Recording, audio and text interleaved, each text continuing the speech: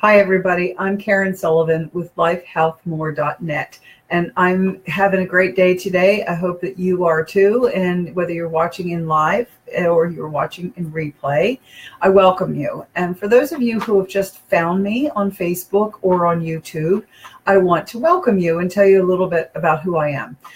Karen Sullivan, as I said, and I started back in the 80s with lifting and bodybuilding, and had a weight problem, and lifting weights and exercising is what happened for me, and it helped me to get into a leaner, healthier body. Now, that has been 63 years ago. I am 63, and it has been 40 years at least, easily.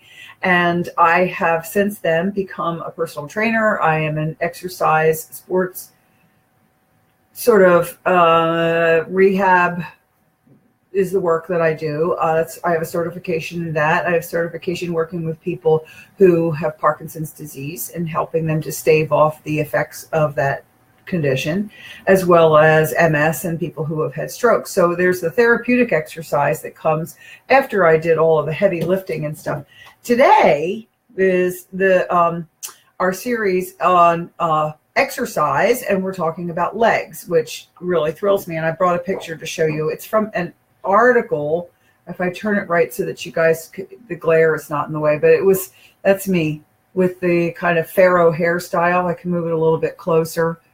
That was a guy that worked out with me in the gym. On occasion, we trained together, and I am doing a squat. And while I always in my classes talk about the sumo squats that I really like, which is typical of bodybuilders, this I'm doing with my legs closer together, which I thought was interesting. I want to make sure I pointed that out, because my people in my classes always hear me talk about, I'm going to do a sumo squat. I prefer the sumo squat. Well, I didn't always do sumos, but anyway, squats, my favorite kind of exercise. So we're discussing throughout the entire month of April, because April muscles bring a healthier body for May, or April exercises. And so we are just interested in, I'm breaking down body parts. Now, what we have to remember is that everything's related. Like, for example, when I talked about the shoulders, I had to make reference to the parts of the back that are involved in the shoulder, the parts, the arms, how they come up. And likewise,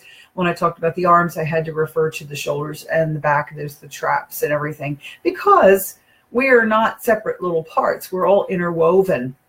Especially, I will be talking about abs in the next week or so. And it's, when they talk about a bread basket, yep, that's pretty much what it is, because those muscles, and they're all interwoven. It really is like a basket that helps to support your frame, support your back. So on to other things. Why do I do this? I do this because I have been a personal trainer for more than 25 years. And I feel like it is time for everybody to be the absolute best version of themselves. And so that's my goal for the 2018, is to help everybody to love their body, love their life, and to be the best that they can be. So I'm trying to get the word out there, and I welcome you. Please share this with a friend. I know you have a friend that may be in some way, struggling with either weight loss or weight gain, or some sort of a limitation from an injury or a medical condition. Pass my name along, because there's a whole lot of free advice that's available here. And why shouldn't they have a chance to get to it too? So I welcome that. And if you have any questions, again, please write them in the comment sections. You can do it either on YouTube or on Facebook, and I'll get back to you and answer those questions for you. For those of you who are here and are taking my classes on a regular basis at the St. Peter's Recplex, I'm sure glad to have you all in my life, because it sort of gives me a nice warm feeling. So let's talk about the muscles rather than go into little individual ones and everything. We know that the leg muscles have in the front, they're called quadriceps, and in the back they're hamstrings, and there are several muscles that on both parts of our bodies. And then there are muscles down your shin and in your calf, two primary muscles in the soleus, so there you have it. But there is the derriere, or the butt also, that's involved in locomotion and movement, and there are tendons that are involved and ligaments and that sort of a thing. But the muscles themselves have to be strong too. So when you're thinking about doing leg exercises, a lot of times people like doing, I know that the trend nowadays is to do body weight things and running, and not so much the gym. When I grew up in the gym, we were using weights primarily, whether they were on our backs or if you were at a machine or a hack squat or something that was the resistance against your bodies and making your muscle work harder to lift it. And that's how you grew the muscles stronger. Now, not everybody is interested in being a power lifter or a bodybuilder and interested in, big muscles. They're interested in strong muscles because we want to be able to move and function. And so that's where you have to decide what your ultimate goal is with the exercises that you're doing, and especially for your legs. You also have to look at where you have been. If you have been a person that as a child played sports and had some injuries, whether it was like football or from running track, or even if you were a baseball player, or if you just fell at one point and did something with your leg, have a car accident and you have an issue in your leg, you need to take that into consideration. Okay. So with a previous injury, what I'd like to remind you of is you need to understand exactly what it was so that you know where the injury was. Because as a kid, that's a lot of years between now, even if you're just in your 20s. Let's say you had some sort of an accident when you were 7, 8, 9 years old, and now here you are, an adult in your 20s or perhaps 30s. Now, a lot of time has passed through there. Does that mean that the leg is stronger? It could be, and it could be that it's not. Okay, so what you need to understand is say to your mom or your dad and say, okay, so describe to me exactly what did I do when I had that bike wreck, okay? And let them understand, let them tell you about what the therapy was and what was done. It might be in your medical records too, and consider it. The reason I'm saying this is just because you have been released from care with a physical therapist doesn't mean that everything's 100%. The physical therapy people are limited by what insurance companies will allow them to do. So no matter what body part it's for, they're limited because the insurance company says they have to rate you and say, okay, you were on a scale of 1 to 10, you were a 2. And we've been doing the exercises and you've gone from a 2 to a 3 to a 4 to a 5 to a 9 or an 8. And then you stay there. You're not getting any better. And the insurance company dictates to the kids, listen to me, excuse me, some very phenomenal professionals. They're just all younger than me.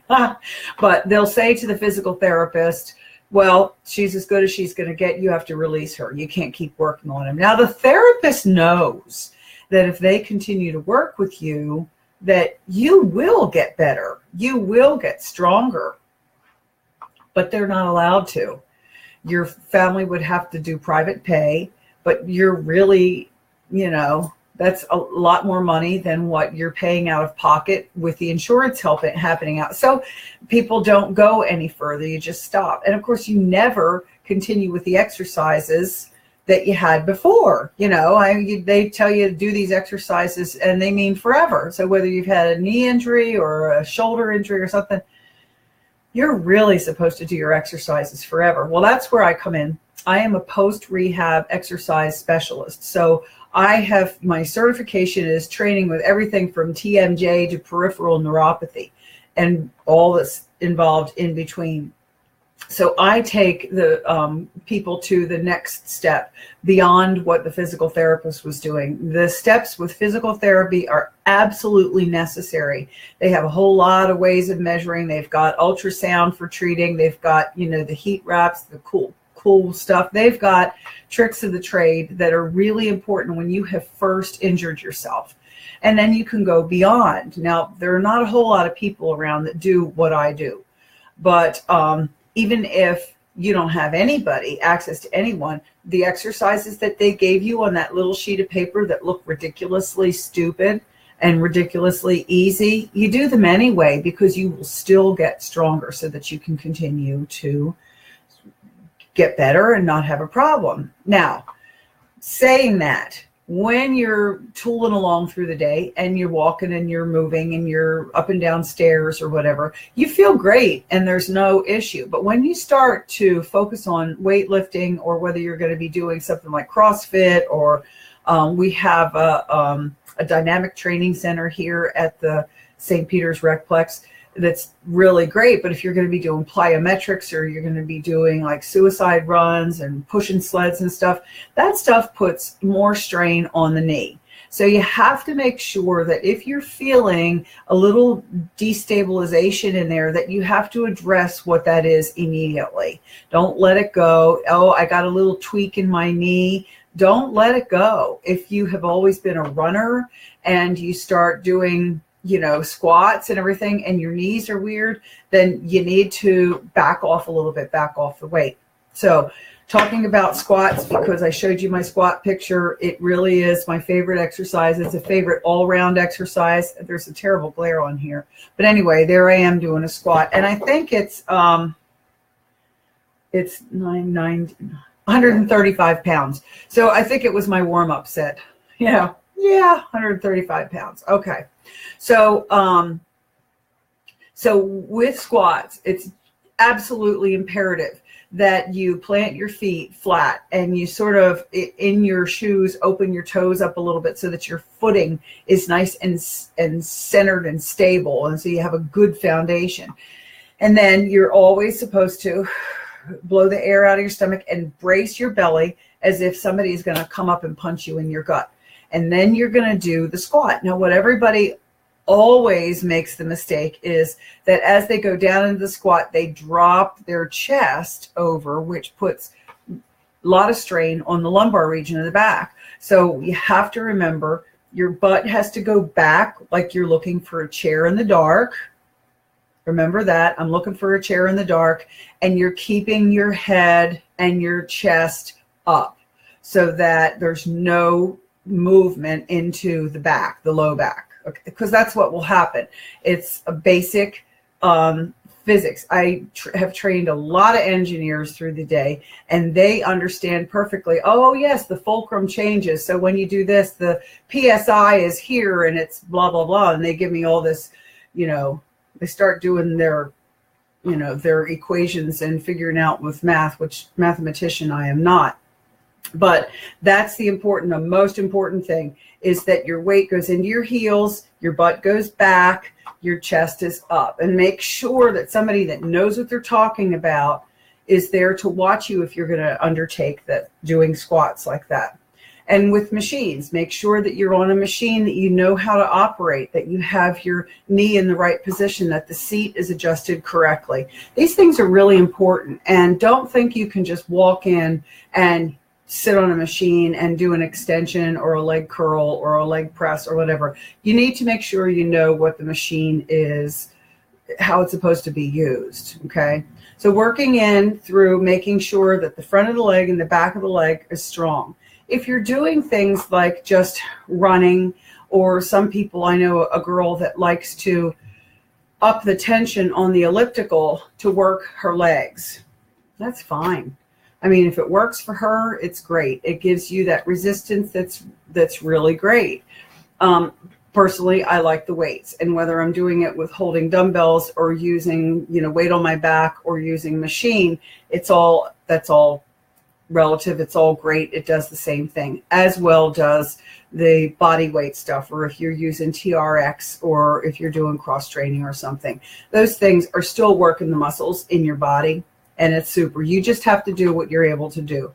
At my age, and with the injuries that I've had from lifting, I can't do that. I mean, I did go to Omaha to see my son, and we went to a cross training gym with one of his, actually it was with all the guys that he used to fly with. And I said to the man there, he was asking me about my limitations, and I told him the injuries that I had. And of course, when they were doing plyometrics and they were jumping up to onto a platform that was like 32 inches high, right? And they're jumping up there. I'm in the back behind them, jumping onto a 45-pound plate that's probably about 2.5, 3 inches thick, right? Yeah. So when I got done and walked past my son, he goes, "Oh my gosh, Mom," well, it's all relative. You do what you can do, but it's just not my cup of tea right now. Maybe if it had been around when I was younger, I would have done that. So remembering also the strength in your muscles, you want to have it even, because then it has an even tugging on the joints. So remember how when we talked about the shoulder, if you haven't seen the shoulder video, you need to watch that. But it's true also for the back, the hips, and especially the knees. Caution about knees. Make sure that you have to recognize that knees are not supposed to move laterally.